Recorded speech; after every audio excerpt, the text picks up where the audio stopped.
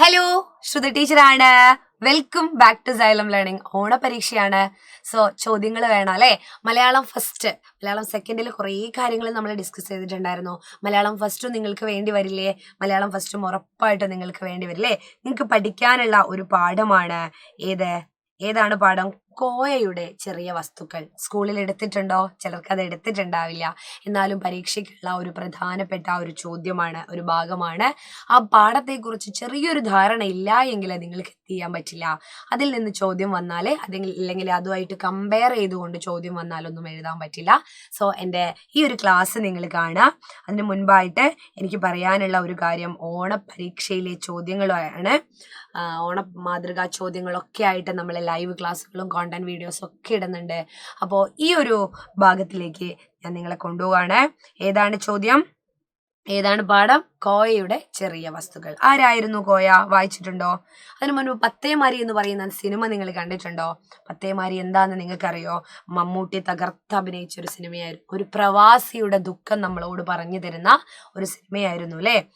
Saleem Ahmed sir വളരെ ഭംഗിയായിട്ട് സംവിധാനം നിർവഹിച്ച ഒരു സിനിമ. അപ്പോ കോയയുടെ ചെറിയ വസ്തുക്കൾ. അപ്പോൾ ഒരു കോയയുണ്ട്, അതില് പ്രവാസത്തിൽ അദ്ദേഹം അനുഭവിക്കുന്ന പ്രശ്നങ്ങളൊക്കെയാണ് ചർച്ച ചെയ്യുന്നത്. പ്രവാസികൾ അനുഭവിക്കുന്ന വിഷമതകൾ കോയ എന്ന ചെറുപ്പക്കാരനിലൂടെ അവതരിപ്പിക്കുകയാണ് ഈ കഥയില്. കോയ എന്ന ചെറുപ്പക്കാരനിലൂടെ അവതരിപ്പിക്കുകയാണ് അല്ലെ? അപ്പൊ കഥ എങ്ങനെയാണ് അല്ലെ? കോയയുടെ ചെറിയ വസ്തുക്കൾ. പ്രവാസിയുടെ യഥാർത്ഥ അവസ്ഥ വെളിപ്പെടുത്തുന്ന രചനയാണ് കോയയുടെ ചെറിയ വസ്തുക്കൾ.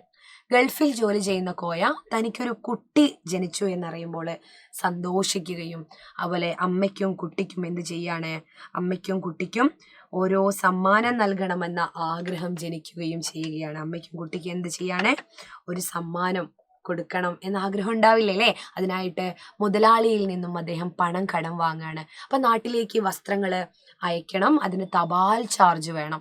വസ്ത്രം വാങ്ങാൻ മുതലാളിയോട് വാങ്ങി, തപാൽ ചാർജിന് വേണ്ടിയിട്ട് വീണ്ടും കൈ നീട്ടുകയാണ് അയാള്. അദ്ദേഹത്തിന് പണമില്ല.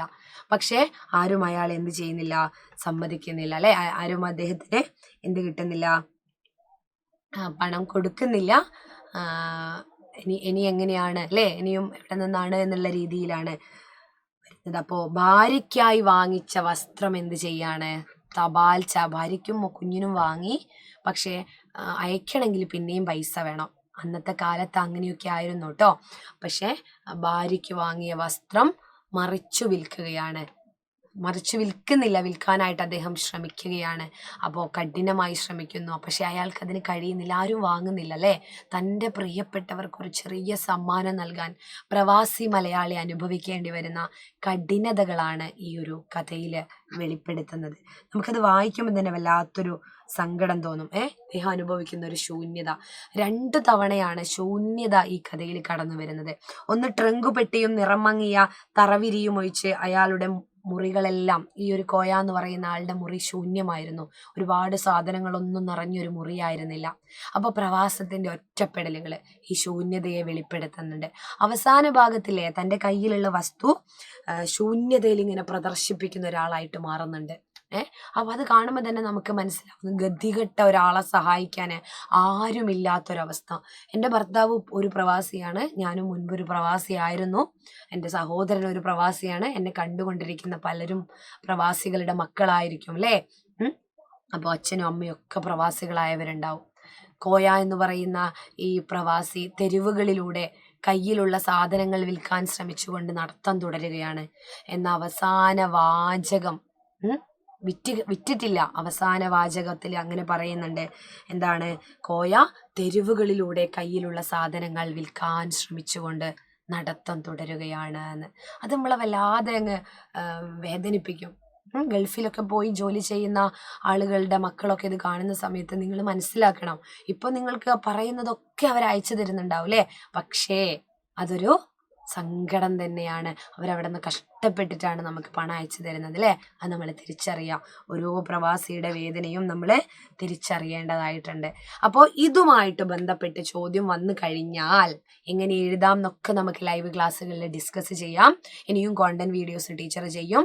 പാഠം അറിയാതെ പോകരുത് എന്നുള്ളത് കൊണ്ടാണ് ഇത് ടീച്ചർ പറഞ്ഞത് കേട്ടോ. ഓക്കെ, അപ്പോൾ മക്കൾ എന്ത് ചെയ്യുക, മിടുക്കരായിട്ട് പഠിക്കുക. ചാനല് ക്ലാസിക്സ് ചാനൽ ഒന്ന് സബ്സ്ക്രൈബ് ചെയ്യുക. ഇതുവരെ സബ്സ്ക്രൈബ് ചെയ്യാത്തവരാണെങ്കിൽ പെട്ടെന്ന് സബ്സ്ക്രൈബ് ചെയ്യുക. അതുപോലെ ടീച്ചറിൻ്റെ ക്ലാസ് ഇഷ്ടമായിട്ടുണ്ടെങ്കിൽ നിങ്ങൾ ലൈക്ക് ചെയ്യുക, മറക്കരുത്. കമൻറ്റും ചെയ്യുക ഇനി ഏത് തരത്തിലുള്ള ചോദ്യങ്ങൾ നിങ്ങൾക്ക് വേണം എന്നുള്ളത്.